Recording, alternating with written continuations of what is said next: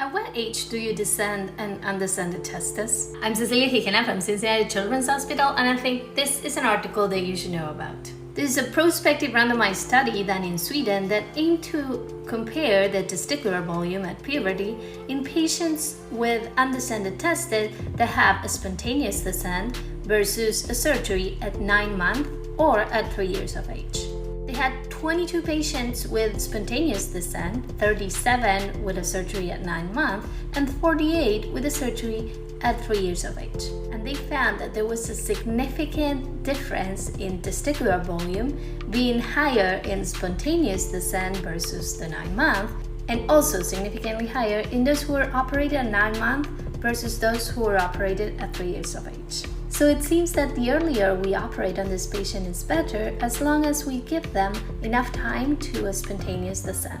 Let us know what you think and stay tuned for more articles that you should know about.